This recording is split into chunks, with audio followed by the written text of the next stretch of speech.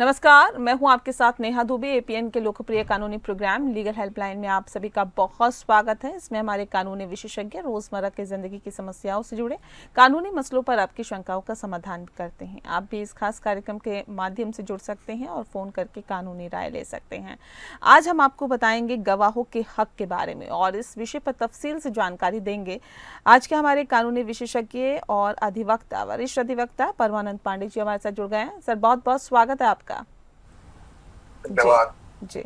तो परमानंद पांडे जी आपको गवाहों के हक के बारे में बताएंगे, कानूनी जानकारी देंगे, लेकिन इससे पहले अगर आपका कोई सवाल है और आप चाहते हैं अपने सवाल का जवाब लेना तो आप हमें कॉल कर सकते हैं। टीवी स्क्रीन पर आपका नंबर फ्लैश हो रहा है, देखिए 01206127 पर कॉल करिए या फिर 01206127 पर भी आप हमें कॉल कर सकते हैं। गवाहों के हक के बारे में कानूनी जानकारी अगर आपको चाहिए तो आप हमें कॉल करिए। नंबर्स आपकी टीवी स्क्रीन पर लगातार फ्लैश हो रहा है, फोन उठाइए, नंबर घुमाइए और अपना सवाल आप पूछ सकते हैं। लेकिन विषय में आज आपको बता दूं, गवाहों के हक के बारे में आज आपको कानूनी जानकारी देंगे परमानंद पांडे जी।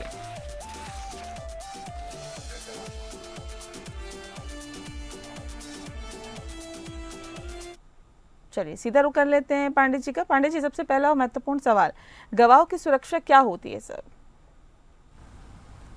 देखिए नेहा जी, आपने जो न्याय की प्रक्रिया समझी होगी, तो न्याय में क्या सबसे जरूरी चीज है? न्याय जो है ऐसा होना चाहिए फ्री एंड फेयर। वो उसमें कोई बाधा व्यवधान नहीं उत्पन्न होना चाहिए और वो ऐसा लगे कि न्याय की गई है, न्याय में लोगों को लगे कि विश्वास जग रहा है। तो ये ढंग का न्याय होना चाहिए और इसी न्याय के लिए करने के लिए सबसे जरूरी चीज है कि गवाह की सुरक्षा रखी जाए। गवाह, मान लीजिए कोई होता है और कोई उसने क्राइम किया और क्राइम करने के बाद वो गवाह के कहा कि अगर तुमने गवाही दिया तो जैसे वो व्यक्ति मारा गया है या जैसे वो व्यक्ति उसके खिलाफ दंडित किया गया उसको, वैसे ही तुमको कानून कोई दंड दे या न, कानून कोई सुरक्षा करे या न करे, मैं तुमको खत्म कर दूं। ये स्थिति है। मान लीजिए किसी बच्ची के साथ कोई दुष्कर्म, अब उस बच्ची को इतना धमका दिया गया है कि तुम अगर जाकर के गवाही दी तो तुम्हारा तो अभी इतना ही हुआ है, अभी तुम्हारी हत्या भी हो सकती है। अगर ये सब चीजें होने लगे तो न्याय कहाँ रह जाएगा? न्याय तो फ्री एंड फेयर नहीं रह गया। न्याय में तो ऐसा है, एक सिद्धांत इसका ये है। दूसरा सिद्धांत न्याय का, क्रिमिनल जस्टिस सिस्टम का ये है कि आप तब तक इनोसेंट हैं जब तक आपके खिलाफ कोई प्रमाण न मिल जाए, और जो प्रमाण मिल जाए, कोर्ट ने दोषी ठहरा दिया, तभी तो कहते हैं कि इनोसेंट टिल प्रूवन गिल्टी। जब तक हम गिल्ट नहीं हमारा हो जाता है, जब तक हमारा अपराध नहीं साबित हो जाता है, तब तक हम निरपराध हैं। तो ये स्थिति है कि सबसे जरूरी चीज है, आप देखते होंगे कि टेररिस्ट है। आपने सुना होगा पंजाब में ऐसी स्थिति आ गई थी एक समय कि न्यायाधीश लोग जो सेशंस कोर्ट के थे, वो कहते थे कि हम इस मुकदमे को लेंगे ही नहीं। क्यों नहीं लेंगे? अगर मान लीजिए मैंने इस मुकदमे को लिया और जिस टेररिस्ट के खिलाफ फैसला सुनाया तो वो टेररिस्ट मुझे नहीं, मेरे परिवार के में से किसी को खत्म कर देगा। परिवार के, तो अब आप बताइए उसके खिलाफ कौन फैसला देने जाएगा? जी। ऐसे ही कोई और भी मान लीजिए किसी के खिलाफ कहा कि नहीं, हम तुमको नहीं, तुम्हारे परिवार को नुकसान पहुंचा देंगे, तो ये स्थिति अगर आ जाएगी तो कोई गवाही देने के लिए जाएगा ही नहीं और न्याय भी नहीं करेगा। तो सबसे जरूरी चीज है कि आपका विटनेस प्रोटेक्शन जो है वो होना चाहिए। कोई भी व्यक्ति अगर गवाही देने के लिए जाता है तो उसकी समुचित व्यवस्था होनी चाहिए, उसके खिलाफ कोई कार्रवाई, वो निर्भय होकर के अपनी गवाही दे सके, इसलिए कुछ है। इसी नाते आपने देखा होगा विटनेस प्रोटेक्शन एक्ट 2018 में आया है भारत। अब उस एक्ट के तहत क्या है कि मान लीजिए किसी बच्चे को गवाही देना हुआ या किसी बच्ची को गवाही देना हुआ, तो वो जरूरी नहीं है कि कोर्ट में जाए, क्योंकि कोर्ट में उसको देखने वाले लोग मिलेंगे और वहां पर जो क्राइम करने वाला है, क्रिमिनल है, वो भी अगर होगा तो वो बच्ची उसके सामने खुल करके बात नहीं कर सकती है, या बच्चा भी खुल करके बात नहीं सकता है। बीमार, बूढ़ा, व्यक्ति भी उस चीज के सामने खुल करके बात नहीं कर सकता है, क्योंकि मुझे लगेगा कि मैं वो गवाही देने जा रहा हूं तो मेरे परिवार के किसी व्यक्ति को खतरा होगा, तो मेरा परिवार खुद ही कहेगा कि तुम कौन सी बहादुरी करने गए थे जिसको परिवार को खतरे में तुमने डाल दिया।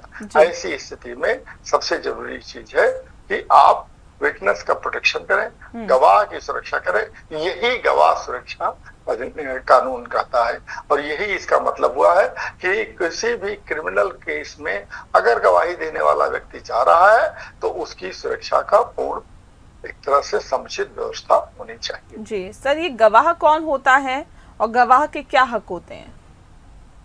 जी अब देखिए, गवाह कौन होता है।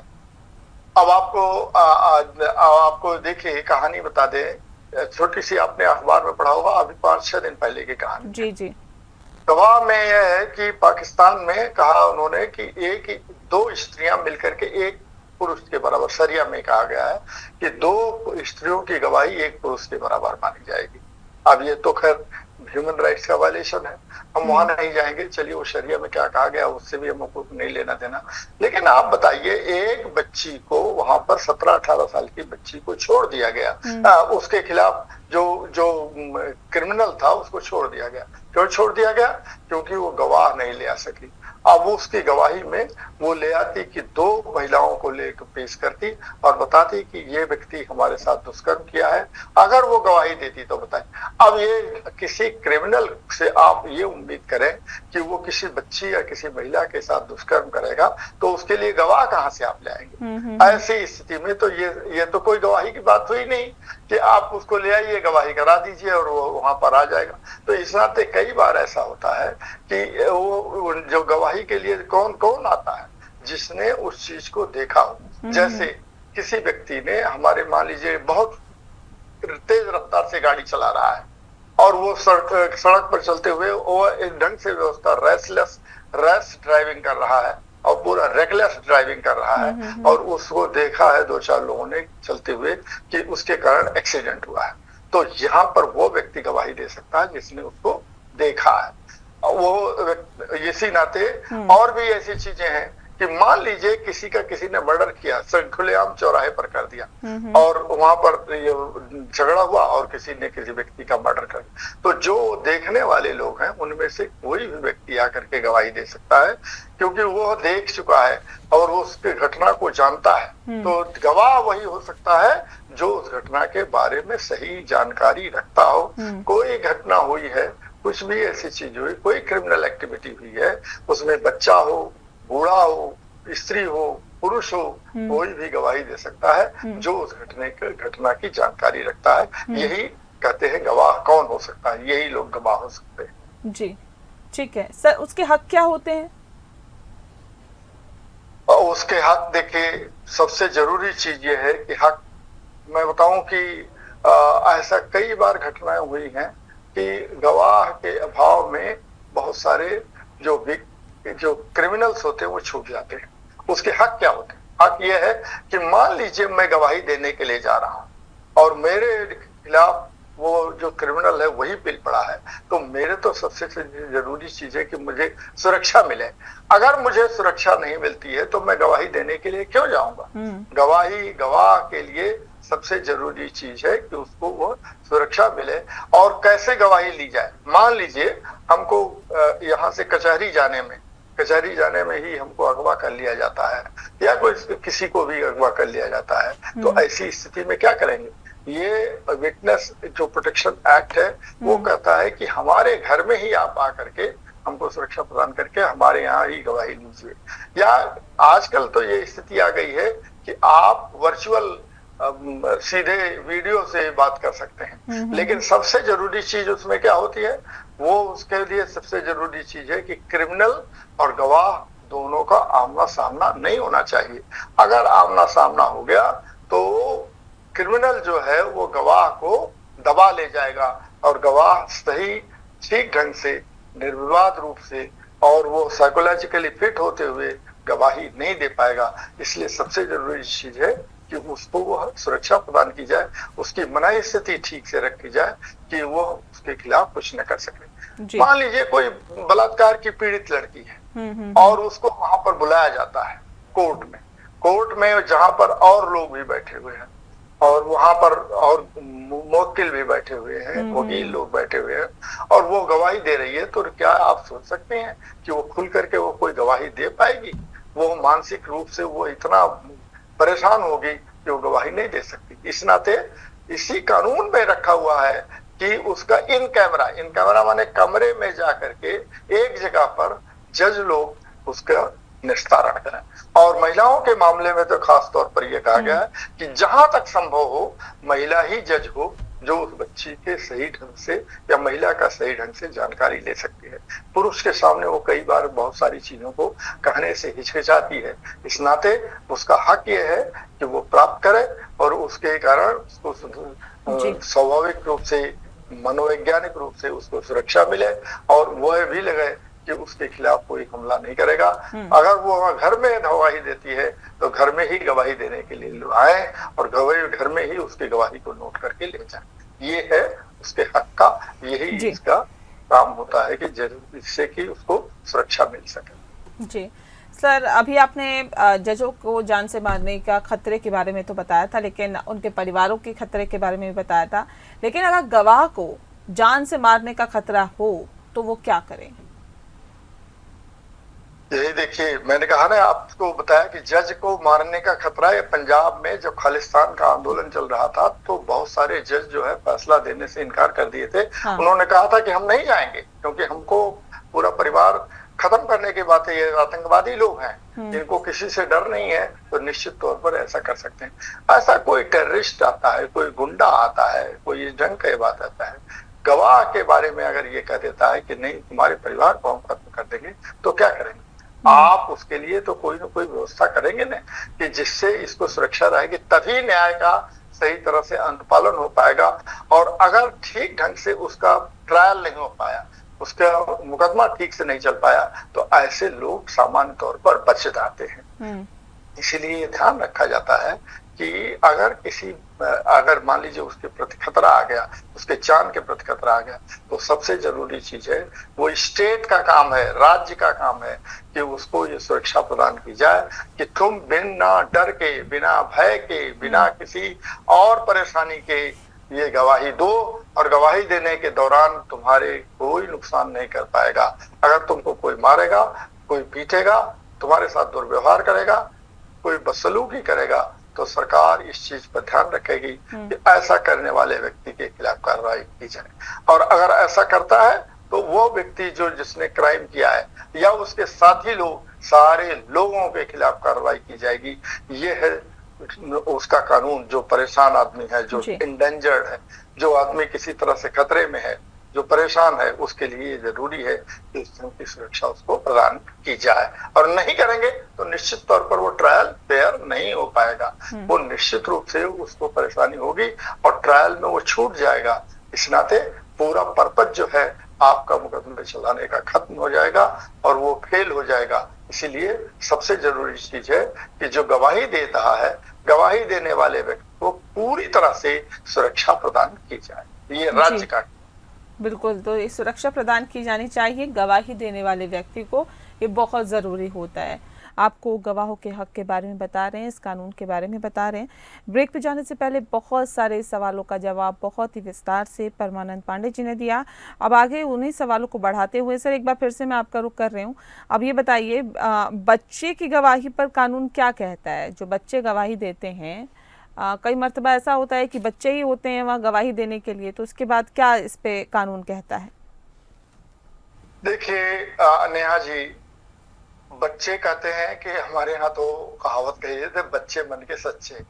यानी अगर बच्चा है और वो ठीक से गवाही दे रहा है, अगर दो चीजें इसमें होती हैं। एक तो ट्यूटर कर दिया जाता है बच्चों को। कई बार अगर उनको ट्यूटर करके कर दिया जाए, उनका पूरा पढ़ा के बताया जाए कि तुम ऐसा करोगे, तो कई बार वो गवाही जो है खराब हो जाती है। लेकिन बच्चों के अगर सीधे ढंग से गवाही ली जाए तो वो बच्चे सही जगह गवाही देते हैं। मान लीजिए घर में कोई चोरी हुई, कोई डकैती हुई, कोई किसी ने मारपीट किया करके, अगर बच्चा वो देख रहा है तो निश्चित तौर पर वो सही बात को बताएगा। और बच्चे के बारे में है कि अगर उसको धौंस नहीं दी गई, उसको ट्यूटर नहीं किया गया है तो बच्चा सही बात बोलेगा। इसी नाते वो कहा गया है कि बच्चों की गवाही, अगर वो समझ सकता है बात को, तो उसकी गवाही सचमुच में स्वीकार्य होनी चाहिए। आपको तो इंग्लैंड में एक ऐसा केस हुआ था, आज का नहीं केस हुआ है, वो 80-90 साल पहले केस हुआ था। उस केस में एक बच्चा जो था, ऐसे तो कहा जाता है कि 7 साल तक के बच्चे ने अगर किसी का मर्डर कर दिया जाए तो भी उस बच्चे पर कोई मुकदमा नहीं चल सकता है। लेकिन वहां एक 7 साल के बच्चे ने एक व्यक्ति का मर्डर कर दिया और उसने वो पूरी तरह से बताया कि देखिए मैंने इस व्यक्ति को इस नाते मार दिया क्योंकि ये मेरी माँ के साथ ऐसा छेड़खानी कर रहा था, क्योंकि ऐसा ये कर रहा था, इसलिए हमने, तो वो उसने जुर्म को अपना स्वीकार कर लिया। हालांकि बाद में उसको माफ कर दिया गया, लेकिन उसमें कहा गया है कि अगर बच्चा इस चीज को मानता है कि कि जुर्म हुआ है और जुर्म को उसने देखा है, तो बच्चे की गवाही पूरी तरह से मान ली जानी चाहिए। ऐसे भी यहाँ भी आज भी कहा गया है कि जो अवयस्क बच्चे हैं उनकी गवाही को पूरी तरह से मान लिया जाना चाहिए, अगर वो कानून की समझ रखते हैं। कानून की समझ का मतलब कि वो समझते हैं कि इस व्यक्ति ने मारा है, और अगर इस व्यक्ति ने मारा है या किसी के साथ मारपीट किया है, कोई गलती किया है, अगर ये इसके खिलाफ गवाही दी जाएगी, इसको दंड मिलेगा। अगर वो ये लगाए कि नहीं ये छोड़ दिया जाएगा, तो वो बच्चे को लगता है कि वो कहीं न कहीं से ट्यूटर्ड गवाही हुई है। अब उस मामले में उस बच्चे की गवाही मान्य नहीं होगी, लेकिन कानून कहता है कि ऐसे बच्चों की गवाही पूरी तरह से मान्य होगी जो इस बात को समझते हैं कि जो उस चीज को समझते हैं कि उनसे जो सवाल पूछा जा रहा है उसका सही जवाब वो दे पाएंगे, और इसका मतलब भी यही होगा। उसमें चाहे न्याय उनको मिले या न मिले, लेकिन बच्चे की गवाही को पूरी तरह से माना जाता है। जी, गवाहों की सुरक्षा पर सर दिल्ली हाईकोर्ट का क्या कहना है, क्या निर्देश है? जी देखिए, सबसे ये दिल्ली हाई कोर्ट की जो गाइडलाइन है, दिशा निर्देश है, ये आजकल पूरे देश में इसी बात को लेकर है कि जो दिल्ली हाई कोर्ट ने गाइडलाइन जारी किया है वो बहुत ही विस्तृत गाइडलाइन है, वो बहुत विस्तार से दिया हुआ दिशा निर्देश है। वो पूरे देश में केवल है तो वैसे जुरिस्डिक्शन और दिल्ली तक का, लेकिन वो पूरे देश में एक तरह का प्रमाण बन चुका है, वो एक तरह का उदाहरण बन चुका है कि इस जंग का काम होना चाहिए। अब दिल्ली हाई कोर्ट के जो गाइडलाइन मिली है, जो दिशा निर्देश है, उसमें यह है कि वकील के जो वकील के सामने कई बार यह है कि वकील गवाही लेगा, पूछताछ इस ढंग का नहीं करेगा। अगर मान लीजिए कोई आदमी गवाही दे रहा है, बच्चा है, बूढ़ा है, महिला है, तो उसके पूरी तरह से सुरक्षा दी जानी चाहिए और उस सुरक्षा के घेरे के अंतर्गत उसकी गवाही ली जानी चाहिए, ये दिल्ली हाई कोर्ट का कहना है। और उसमें ये भी है कि अगर मान लीजिए जरूरत पड़ती है, कोई भी व्यक्ति, कोई भी महिला, कोई भी बूढ़ा, कोई भी अशक्त व्यक्ति अगर ये कहने के लिए तैयार नहीं है कि मुझे कोर्ट में गवाही ली जाए, मेरी गवाही ली जाए, तो उसके घर पर ही गवाही देना चाहिए। तो वही चीजें कही गई हैं कमोबेश जो विटनेस प्रोटेक्शन एक्ट 2018 के अंतर्गत है, वही दिल्ली हाई कोर्ट का दिशा निर्देश है, और उसी दिशा निर्देश को आजकल पूरे देश में फॉलो किया जाता है। उसी को फॉलो करके कहा जाता है कि ये एक अच्छी बात है। इस दिशा निर्देश का पालन करने से न्याय प्रक्रिया में कम से क्रिमिनल न्याय प्रक्रिया में पूरी तरह से सुधार आ जाएगा, हाँ। और लोगों को लाभ मिलेगा। जी, चलिए, बहुत शुक्रिया आपका परमानंद पांडे जी, आपने बहुत ही विस्तार से हमारे दर्शकों को गवाहों के हक के बारे में बताया, इस कानून के बारे में बताया, इसके लिए आपका बहुत बहुत शुक्रिया। लीगल हेल्पलाइन में फ़िलहाल के लिए इतना ही, मुझे दीजिए इजाज़त, नमस्कार।